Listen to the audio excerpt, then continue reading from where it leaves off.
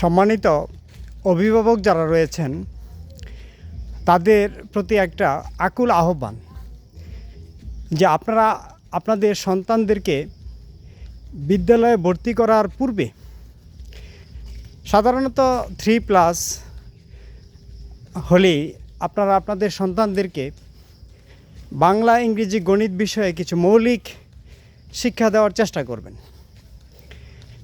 বাংলাতে যেমন বর্ণমালা চিনতে পারা, বর্ণগুলা লিখতে পারা, তারপর ইংরেজিতে বর্ণগুলা চিনা এবং লেখার যে যোগ্যতা, আর গণিতের ক্ষেত্রে 0 থেকে 9 পর্যন্ত সংখ্যাগুলো যাতে তারা চিনতে পারে এবং লিখতে পারে। এতটুকু যোগ্যতা নিয়ে যদি ছেলেমেয়েরা স্কুলে ভর্তি হয় তাহলে পরবর্তীতে অভিভাবকদের চাপটা অনেক কম পড়ে, শিক্ষকের জন্য সহজ হয়ে যায়, শিক্ষার্থীর জন্য কিন্তু সহজ হয়ে যায়। তো এখন তো প্রায় সকল প্রাথমিক বিদ্যালয়ে 5+ হলেই প্রাক প্রাথমিক শ্রেণীতে ভর্তি করানো হয়। কিছু কিছু স্কুলে 4+ হলেই ভর্তি করানো হয়।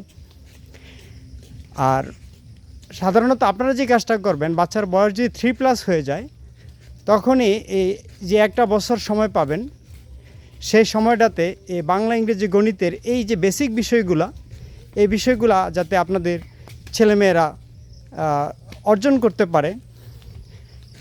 আমি আবারও বলছি, বাংলার ক্ষেত্রে বাংলা বর্ণমালা যেগুলি রয়েছে সেগুলি চিনতে পারে, লিখতে পারে।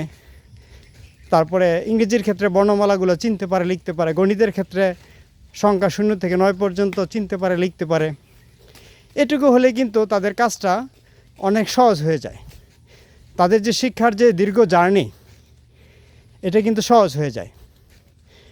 অর্থাৎ পরে যখন প্রাক প্রাথমিকে ভর্তি হয় তাদের জন্য সহজ হয়ে যাবে। প্রাক প্রাথমিক ভালোভাবে পাশ করলে ক্লাস 1টা সহজ হয়ে যাবে। এভাবে প্রত্যেকটা শ্রেণীতে যদি ভালো করে পড়াশোনা করে পাশ করে পরের শ্রেণীতে উত্তীর্ণ হয় তাহলে ছেলে মেয়েদের জন্য সহজ, শিক্ষকের জন্য সহজ এবং অভিভাবকের জন্য কাজটা সহজ হয়ে যায়। কিন্তু কোনো একটা শ্রেণীতে যদি ঘাটতি থেকে যায় তাহলে এই ঘাটতিটা পূরণ করতে কিন্তু অনেক হিমশিম খেতে হয়, অনেক ব্যাগ পেতে হয়। তাই আসুন আমরা সময়ের কাজ সময়ে করি। সময়ের কাজ যদি সময়ে করি তাহলে আমাদের জন্য অনেক কঠিন জিনিসও, অসম্ভব জিনিসও সম্ভব হয়ে যাবে ইনশাল্লাহ।